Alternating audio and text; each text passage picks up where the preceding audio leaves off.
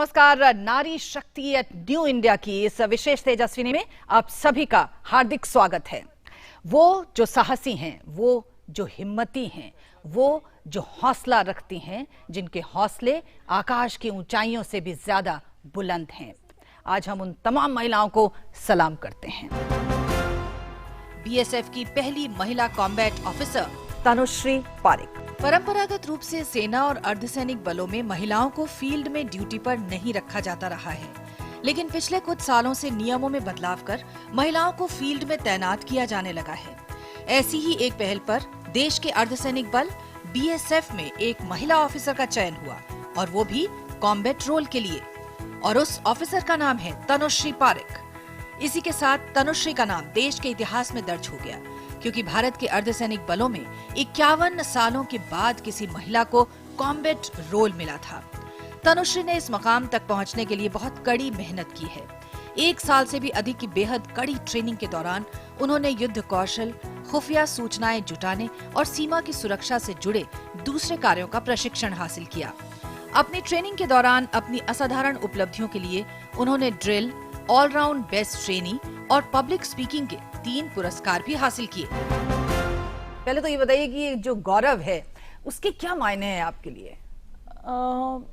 इसका मायना ये है कि मैं सबको यही बोलती हूँ कि don't mix your gender with your profession. तो जब मुझे बोलते हैं कि आप पहली विमेन ऑफिसर हो और आपको कैसा फील हो रहा है, तो एक डिफरेंस बस ये है कि जब छोटी बच्चियां या फिर जब मैं स्टूडेंट से मिलती हूँ तो I see hopes in their eyes, and वो जो होप है उसको कैरी फॉरवर्ड करने की जो रिस्पॉन्सिबिलिटी है, that is the bigger one. उसके अलावा बीइंग असिस्टेंट कमांडेंट, जो मेरी नॉर्मल ड्यूटीज हैं, जो मेरे कलीग्स की है, these are the thing which I have to carry on like them।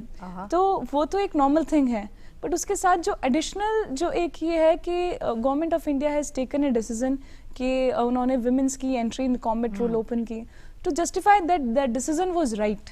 Medical science या फिर इलेक्ट्रिकल या फिर टेक्निकल एंट्रीज में विमेंस हमेशा थी, जैसे आर्मी में लॉजिस्टिक ले लो, एजुकेशन ले लो।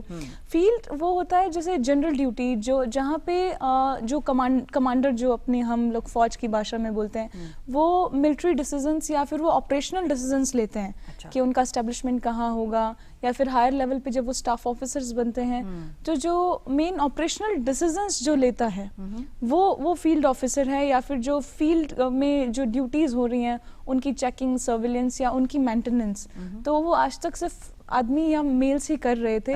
Because it was considered that women को टेक्निकल या फिर नॉन रफ टफ जॉब में ही रखा जाए।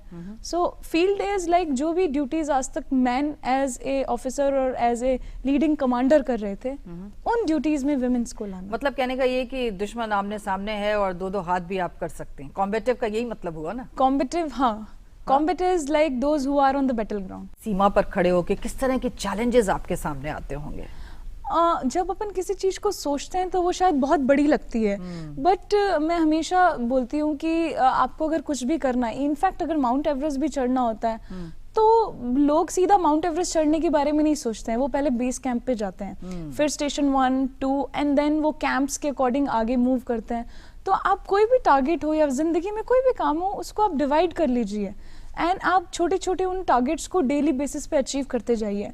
छोटे टारगेट्स को अचीव करना मुश्किल नहीं होता है, बट जब वो बोलते हैं ना, when you look back in your life, आप उन सबको मिलाते हैं तो एक बहुत बड़ा बन जाता है। मैं यहाँ तक ये कभी सोच के नहीं पहुंची थी कि मैं बीएसएफ की फर्स्ट वुमेन बन जाऊंगी officer. To be very frank, my always target was कि आज मुझे इतनी पढ़ाई करनी है या फिर आज मुझे इतनी रनिंग करनी है। मैंने आज का टारगेट अचीव किया क्या? Of course you have to have a bigger goal in your life, but to achieve that bigger goal you have to divide that every day. हौसलों की मिसाल, साहस की मिसाल, एक ऐसी मिसाल जिसने दुनिया को दिखा दिया कि उसके अंदर, उसके भीतर आखिर क्या है। एक महिला जिसने कहा कि मैं सभी स्टीरियोटाइप्स को तोड़ दूंगी, और ऐसा ही उसने किया भी। आज वो लेडी सिंघम के नाम से कहलाई जाती हैं, और हम सब, पूरा देश उन पर नाज करता है। वो सीआरपीएफ में काम करती हैं, और सीआरपीएफ के भी कोबरा बटालियन में वो असिस्टेंट कमांडेंट हैं। उषा किरण उषा किरण देश की पहली महिला हैं जिन्हें सीआरपीएफ की इलीट कोबरा कमांडो फोर्स में बतौर अधिकारी तैनात किया गया। ये वो खतरनाक कमांडो फोर्स है जो नक्सल प्रभावित क्षेत्र में कानून व्यवस्था बनाए रखने में जुटी है। उषा किरण अपने परिवार से सीआरपीएफ ज्वाइन करने वाली तीसरी पीढ़ी की हैं। मूल रूप से गुड़गांव की रहने वाली उषा किरण ने 25 साल की उम्र में सीआरपीएफ ज्वाइन की। वो पहली महिला अफसर हैं जिन्हें बस्तर में तैनाती दी गई। फोर्स में एंट्री मिलते ही उषा की पहली पोस्टिंग दरभा में हुई। दरभा वही इलाका है जहां झीरम घाटी में एक साथ 29 से ज्यादा कांग्रेस के नेताओं की नक्सलियों ने हत्या कर दी थी। उषा एक पूरी कंपनी को लीड कर रही हैं। आप सीआरपीएफ की कोबरा बटालियन की असिस्टेंट कमांडेंट हैं और आप ऐसी पहली महिला हैं जी। क्यों आपने ये चुना और ये जो हौसला था ये कहाँ से आता है आपके भीतर? खैर, अगर हौसले की बात करें तो हौसला मुझे ज़रूर मेरे परिवार से मिला है, क्योंकि आज मेरे साथ मेरे परिवार की तीसरी पीढ़ी जो है वो सीआरपीएफ में काम कर रही है। तो बचपन से ही एक कह सकते हैं कि आंतरिक जज्बा जो था, अच्छा, वो बचपन से ही आ गया था कि हाँ, हम ऐसा कुछ कर सकते हैं और ज़रूर कुछ कर जाएंगे। तो सीआरपीएफ ज्वाइन किया। सीआरपीएफ ज्वाइन करने के बाद पहले छत्तीसगढ़ में काम किया। जब छत्तीसगढ़ में काम किया तो हौसला और मजबूत हो गया कि अगर यहाँ कर सकते हैं तो कोबरा में भी कर सकते हैं। तो इसीलिए कोबरा बटालियन को ज्वाइन करने के बारे में सोचा मैंने। जी, लेकिन आपसे पहले किसी ने ऐसा सोचा नहीं था। आप पहली थी जिसने कहा कि मुझे कोबरा बटालियन ज्वाइन करना है। कोबरा बटालियन जो कि एक इलीट फोर्स है और बहुत खतरनाक कारनामों को अंजाम देती है। तो आपको कभी भय नहीं लगा उसके बारे में सोच के? भय नहीं लगा, थोड़े कह सकते हैं कि हेजिटेशन दिमाग में थी कि पता नहीं कर पाऊंगी कि नहीं कर पाऊंगी। और कोबरा बटालियन का जो बेसिकली ऑपरेटिंग प्रोसीजर है कि उसको जस्टिफाई कर पाऊंगी कि नहीं कर पाऊंगी, कहीं ऐसा तो नहीं होगा कि मेरी वजह से बटालियन कहीं वीक ना पड़ जाए। तो ये सब थोड़ी चीजें थी दिमाग में, पर लगा कि नहीं, कर लूंगी। और इन्हीं सब भी कह सकते हैं कि मानसिक उलझनों से लड़ते हुए फाइनली कोबरा में पहुंच गई। ट्रेनिंग के दौरान हम लोगों ने बहुत कुछ सीखा होता है उसके बारे में, जंगल वॉरफेयर के बारे में काफी कुछ सीखा होता है। तो अगर आप उसको अप्लाई नहीं कर पा रहे हैं अपने जॉब में तो मुझे लगा कुछ फायदा नहीं है उस ट्रेनिंग का। तो जो मैंने सीखा है उसको अप्लाई करने के लिए मुझे एटलीस्ट वहां पे जाना है। लेकिन ये बताइए कि कोबरा मतलब बटालियन में जाने के लिए जो ट्रेनिंग होती है जी, वो भी बड़ी दमदार ट्रेनिंग होती है। जी, और हाँ। उससे आप पहली बार गुजरी होंगी क्योंकि आप पहली ऐसी महिला अफसर थी जिसने कहा कि मैं ज्वाइन करूंगी। एक्चुअली वो बहुत कंफ्यूजन का एक कह सकती हूँ मैं दौर था। हाँ। मेरे लिए भी और सीआरपीएफ के लिए भी। अच्छा। क्योंकि मैंने बोल दिया था कि मुझे कोबरा जाना है और बोल दिया था कि ठीक है आप आ जाइए, पर अभी ट्रेनिंग करवाने वाले जो इंस्ट्रक्टर्स थे, उस्ताद थे, वो बड़े कह सकते हैं जद्दोजहद से गूंज रहे थे। तो कि अरे भाई कैसे कराएंगे, लड़की कभी आई नहीं है, जो भी सिलेबस है सब लड़कों के हिसाब से डिजाइन किया हुआ है। अच्छा, क्या कुछ करेंगे इसके साथ में, और ये पता नहीं कैसी होगी, आकर के बोलेगी मुझे ये चाहिए, मुझे वो चाहिए, नहीं ये नहीं होगा मुझसे या वो नहीं होगा मुझसे।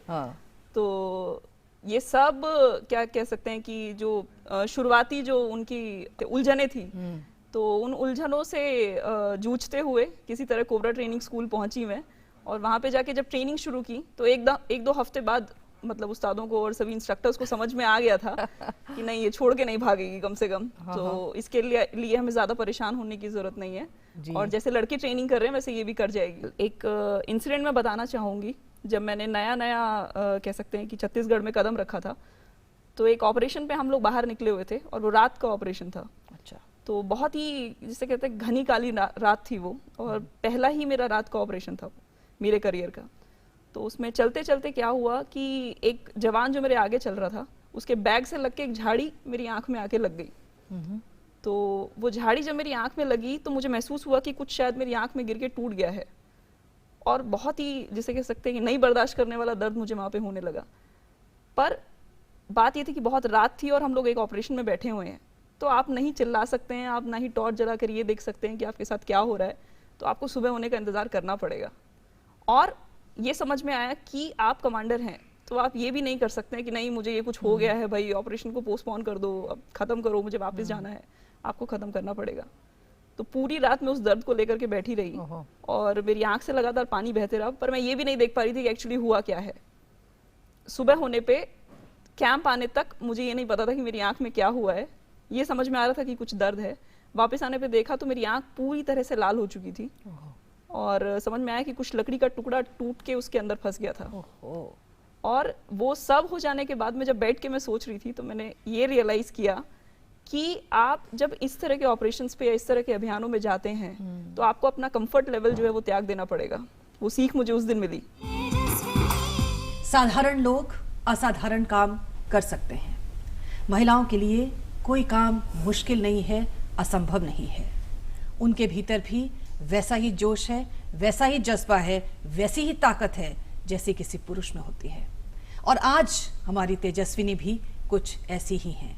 देश की पहली और अकेली ऐसी महिला जो कमांडोज को ट्रेन करती है, ऐसी महिला जिसके पास 7 डिग्री का ब्लैक बेल्ट है, एक ऐसी महिला जिसमें ताकत है, जोश है और जज्बा है। ऐसी ही है हमारी आज की वीरांगना डॉक्टर सीमा राव। देखने में बेहद सामान्य सी महिला, लेकिन आम लोगों से बिल्कुल अलग। कुछ ऐसी कलाओं में पारंगत कि यकीन करना मुश्किल हो जाए। जी हां, हम बात कर रहे हैं डॉक्टर सीमा राव की। बेमिसाल सीमा राव, भारत की पहली और एकमात्र महिला कमांडो ट्रेनर डॉक्टर सीमा राव, जिन्होंने पिछले 20 सालों के दौरान लगभग 20,000 कमांडोज को ट्रेनिंग दी है। सीमा राव की महारत क्लोज क्वार्टर बैटल यानी बहुत कम दूरी के युद्ध की है। मिलिट्री मार्शल आर्ट्स में 7th degree black belt Seema Rao Bruce Lee JKD martial art में दुनिया की महज 5 ट्रेनर महिलाओं में से एक हैं, और वो भी सबसे सीनियर। बहुमुखी प्रतिभा की धनी डॉक्टर सीमा राव को सुपर वुमन के नाम से भी जाना जाता है। सीमा एक fire fighter, scuba diver, sharp shooter, rock climber के अलावा मेडिसिन और मैनेजमेंट की डिग्री होल्डर भी हैं। Encyclopaedia of close quarter operation की लेखिका डॉक्टर सीमा राव अब तक 8 पुस्तकें भी लिख चुकी हैं। भारतीय आर्म्ड और स्पेशल फोर्सेस को निशुल्क कमांडो ट्रेनिंग देने वाली वीरांगना डॉक्टर सीमा राव। क्या है देश आपके लिए? For me, country means life. And all that I have been doing पिछले 20 सालों से मैं अपने देश के लिए, देश के कमांडोज को ट्रेनिंग देते आ रही हूँ। तो ये जो इतना बड़ा काम आप करते हैं, आप देश की पहली और अकेली ऐसी महिला हैं जो लगभग, अगर हम बात करें इलीट फोर्सेस के 20,000 जवानों को अब तक कमांडो के गुर सिखा चुकी हैं। तो ये अचानक मतलब क्या ये सूझा आपको कि मैं इस तरह के फील्ड में जाऊंगी, मैं इस तरह का काम करूंगी? कहाँ से ये जोश, ये इच्छा शक्ति कहाँ से आया? मेरे पिताजी स्वतंत्रता सेनानी थे। अच्छा। तो बचपन से मैं उनकी कहानियाँ सुना करती थी और उनका जो पार्टिसिपेशन था फ्रीडम स्ट्रगल में, तो ये कहानियाँ मैंने सुनी और मुझे लगा कभी ना कभी अगर ज़िंदगी मौका दे तो मैं भी कुछ करूँ अपने देश के लिए। क्या बात है।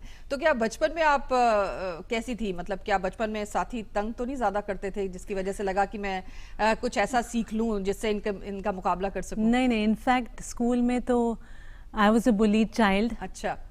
और मुझे हमेशा लगता था कि अगर मुझे पावर मिले, स्ट्रेंथ मिले, शक्ति मिले तो अच्छा होगा।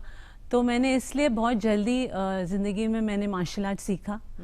तो वो पहले ओरिजिन्स था पावर का। मुझे लगा कि शायद ये अगर मैं सीखूं तो मैं जो इक्वेशन है वीकनेस और स्ट्रेंथ के बीच में, ये इक्वेशन मैं चेंज कर सकूं। तो वहाँ से ये जो बिलीफ है वहाँ से स्टार्ट हुआ। तो ये मार्शल आर्ट का फिर आप इस्तेमाल भी करती थी?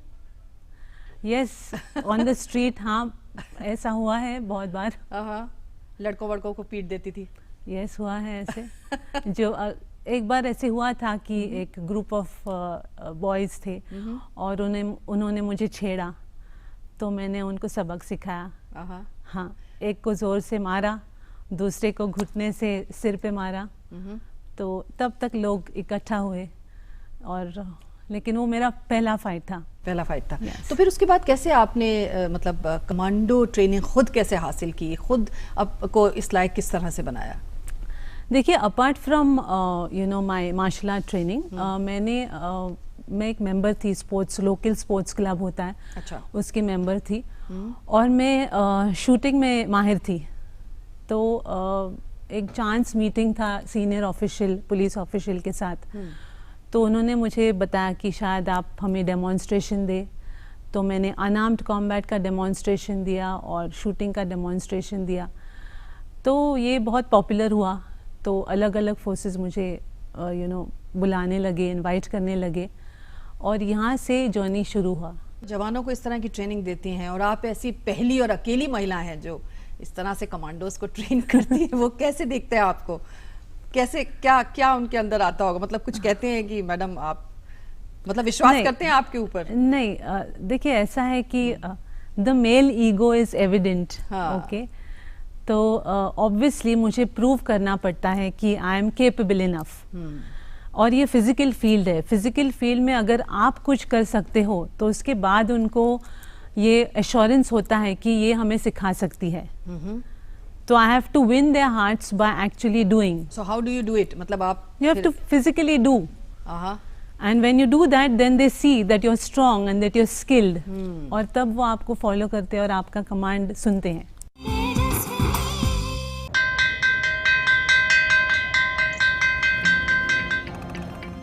पहला अक्षर अ रट लो तो व से एक विद्वान होगा, पक्की होगी बुनियादें तो ह से हिंदुस्तान होगा। पहले करो शुरुआत करो, करो तो पक्की बात करो। वंडर सीमेंट, एक परफेक्ट शुरुआत। भैया 2 कोल्ड ड्रिंक देना। 30 रुपए दे दो। पर MRP के हिसाब से तो सिर्फ 24 रुपए हुए। MRP को छोड़ो, ठंडा करने के लिए बर्फ भी तो लगता है। पर आप MRP से ज्यादा नहीं ले सकते, ये गलत है। जी हाँ, MRP जानना हर ग्राहक का हक है। अगर कोई दुकानदार MRP से अधिक डिमांड करे तो उसके खिलाफ अपने राज्य के विधिक माप विज्ञान विभाग में शिकायत करें। आप नेशनल कंज्यूमर हेल्पलाइन की भी मदद ले सकते हैं। दादी जी, आपकी उंगली की छाप मशीन नहीं पढ़ पा रही, माफ करना, आपको अब राशन नहीं मिल पाएगा। मैं बहुत दूर से आई हूँ, कुछ तो तरीका होगा। तरीका है आंटी, अगर कभी उंगलियों की छाप या फिर आंखों का स्कैन ना हो या कोई और वजह से वेरीफाई ना हो पाए तो कानून है कि कोई भी दुकानदार राशन देने से मना नहीं कर सकता। आधार लेटर या फिर ई-आधार की कॉपी लेकर या उस पे छपे QR कोड को स्कैन करके दुकानदार को राशन देना ही पड़ेगा। और इतना ही नहीं, परिवार का कोई और भी सदस्य जिसका नाम राशन कार्ड पर लिखा हो वो भी अपनी उंगलियों की छाप देकर राशन ले सकता है। क्या सच? हाँ बिल्कुल। चलिए आपका आधार डाउनलोड करके प्रिंट लेते हैं।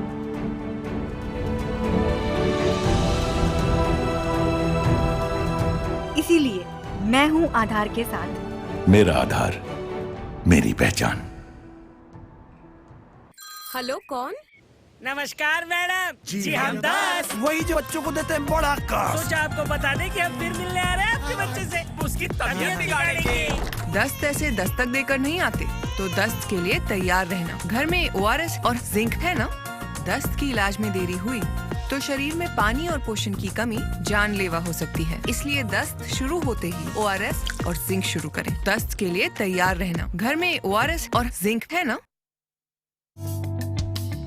ई-शॉपिंग साइट पर श्वेता ने देखा एक सुंदर हार। उसका डिजाइन देखकर हो गई वो बेकरार। झटपट उसने बुक किया और एडवांस में पेमेंट किया। लेकिन ये क्या? ये नहीं था वो हार जिससे श्वेता को हुआ था प्यार। शॉपिंग साइट के इस व्यवहार से श्वेता तो हुई हैरान परेशान। आप भी शॉपिंग साइट से खरीदारी करते समय रहें सावधान। जानें उनके नियमों को, टर्म्स एंड कंडीशंस का रखें ध्यान। जागो ग्राहक जागो। एक मंदिर, दरगाह या गुरुद्वारा नहीं छोड़ा था जहाँ इसके मिलने की मन्नत ना मांगी हो। स्टेशन पर खो गई थी ये रितु, मेरी बेटी।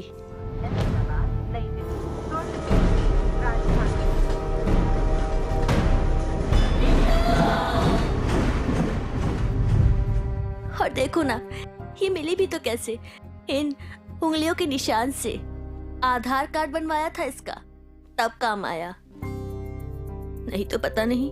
आप भी अपने बच्चों का आधार कार्ड बनवा लेना प्लीज।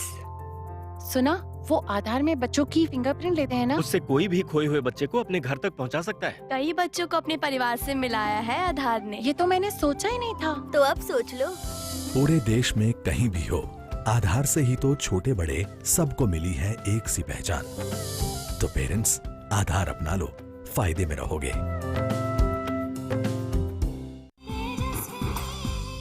6 नाविकाएं, एक छोटी सी पाल वाली नौका, और वो चल पड़ी दुनिया का चक्कर लगाने, धरती की परिक्रमा करने, और रास्ता उन्होंने चुना समंदर का। 6 जाबाज नेवी की ऑफिसर्स जिन्होंने ठान लिया कि वो समंदर को आज अपने आगे कहीं का नहीं छोड़ेंगी। जी हाँ, इसीलिए उन्होंने 254 दिनों में ये काम कर कर दिखाया, धरती की परिक्रमा पूरी कर कर दिखाई, और वही है हमारी आज की तेजस्वी। एक 6 पाल की नौका, 6 युवतियां, उद्देश्य पूरी पृथ्वी का समुद्री यात्रा से भ्रमण। यकीनन एक बेहद मुश्किल चुनौती, लेकिन अभियान की सफलता का पूरा भरोसा। इस असाधारण कार्य को पूरा करने का बीड़ा उठाया भारतीय नौसेना की जांबाज नाविकाओं ने। 8 महीने 11 दिन में 3 महासागर, 4 महाद्वीप और 5 देशों का सफर तय कर इन नौसेना की महिलाओं ने इतिहास रच दिया। ऐसा करिश्मा करने वाली ये भारत की पहली महिला टीम है। अभियान का नेतृत्व लेफ्टिनेंट कमांडर वर्तिका जोशी ने किया, जिसे दल ने एक 55 फुट की INS तारिणी नौका से संभव कर दिखाया। यात्रा 6 चरण में पूरी की गई। यात्रा के दौरान अनेक दिक्कतें आई। बेहद खराब समुद्री मौसम के कारण कई बार अभियान के पूरा होने पर संशय हुआ, लेकिन इन महिलाओं के अदम्य साहस और हिम्मत ने असंभव को संभव कर दिखाया। यात्रा के दौरान ऑस्ट्रेलिया, न्यूजीलैंड, फॉकलैंड द्वीप, केप टाउन और मॉरिशस में पड़ाव डाला गया, जिसमें 21,600 नॉटिकल माइल की दूरी तय की गई। उन्होंने 2 बार भूमध्य रेखा, 4 महाद्वीपों और 3 सागरों को पार किया। पूरा देश आज जिन जाबाज युवतियों पर फख्र कर रहा है।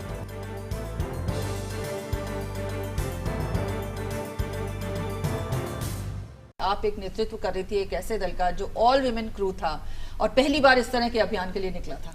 जी, ये काफ़ी एक रिस्पॉन्सिबिलिटी का काम है। ये it's not just near adventure. पहले हमने जब शुरू किया था हमें लगा कि ये हर किसी दूसरे एडवेंचर की तरह निकलेगा। हाँ। लेकिन जब हम ज़्यादा सेल करते रहे बोट में तो हमको लगा कि इसमें तो और भी चुनौतियाँ हैं, और ये बहुत ही बड़ी रिस्पॉन्सिबिलिटी है जो नेवी ने हमको इस बोट को संभाल के और पूरे दुनिया का चक्कर लगाने के लिए जो हमको रिस्पॉन्सिबिलिटी दी है, इसको हमको पूरा करना था।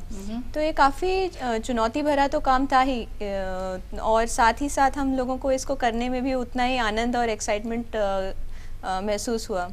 जी, प्रतिभा जामवाल हमारे साथ है। प्रतिभा, 254 दिनों का ये ट्रिप, 8 महीने मतलब 8 महीने और पूरी दुनिया सामने थी।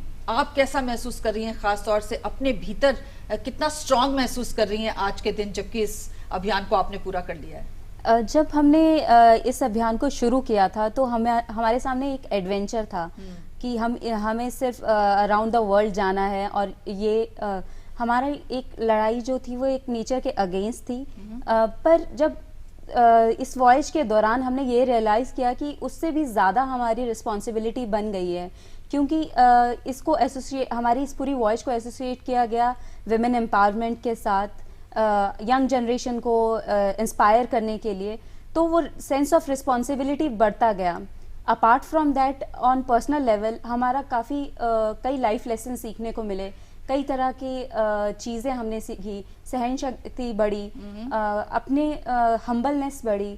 तो ऐसे कई लाइफ लेसन मिले जो कि हम अपने साथ अपनी ज़िंदगी के लिए में आगे यूज़ कर सकते हैं। बिल्कुल। हमारे साथ पी स्वाति बैठी है। पी स्वाति, हम जानते हैं कि जिस प्रकार का ये अभियान था उसमें बहुत कुछ मुश्किलात आपके सामने आई होंगी। ज़रा कुछ बताइए ना, किस प्रकार का एक्सपीरियंस हुआ, क्योंकि हम जानते हैं कि समंदर शांत होता है तो उतना ही ज़्यादा भयानक रूप भी अख्तियार कर लेता है। स्टॉर्म्स भी आते हैं, बड़ी बड़ी लहरें भी उठती हैं, बड़ी बड़ी मतलब हवाएं भी चलती हैं। तो इन सब चीज़ों का सामना कैसे किया आप लोगों ने? पूरा 3 साल का जो मेहनत था वो एक दिन था जिस दिन हमने वो स्टॉर्म हमारे बोट के ऊपर, हम लोग जस्ट उस सिचुएशन में थे कि हमें वो स्टॉर्म हमारे ऊपर आना ही था।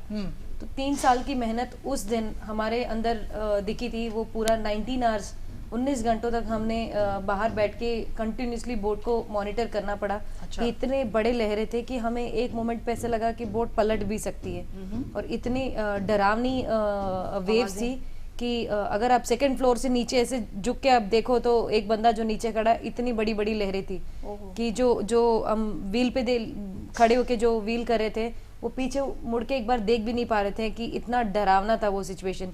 तो एक लड़की व्हील पे खड़ी है तो दूसरी लड़की उसको कंटिन्यूसली गाइड करी है पीछे से कि हम वो वेव किस साइड से आ रही है, क्योंकि आपको वेव को हमेशा पीछे लेना ज़रूरी है। अगर आप साइड से लोगे तो वेव क्रैश होगी और आपके ऊपर पूरा पता नहीं कितने टन के पानी होगा, वो पानी ऊपर आएगा, फिर बोट पूरे फ्लड हो जाएगी अंदर। तो उसी सिचुएशन में हमारे ऊपर एक वेव आया था, उसने हमारे सारे एक मिनट के लिए सब लोग फ्रीज हो गए थे कि क्या हुआ है हमारे साथ, और हमारी बोट फ्लड हो गई थी। फिर उसके बाद हमारा इंजन खराब हो गया था। इंजन ऑटोमेटिकली स्टार्ट होके उसका मोटर खराब हो गया था। तो पूरा 3 साल का जो मेहनत था वो एक दिन था जब हम 19 आवर्स सर्वाइव करके जब बाहर निकले थे उससे, कि लगा कि हाँ ये ट्रेनिंग ज़रूरी में चाहिए थी। बीएसएफ की जवान हैं जिन्होंने 26 जनवरी की परेड पर मोटर बाइक पर राजपथ पर अपने करतब दिखाए थे, स्टंट दिखाए थे, जिसे देखकर पूरा देश दांतों तले उंगली दबा रहा था।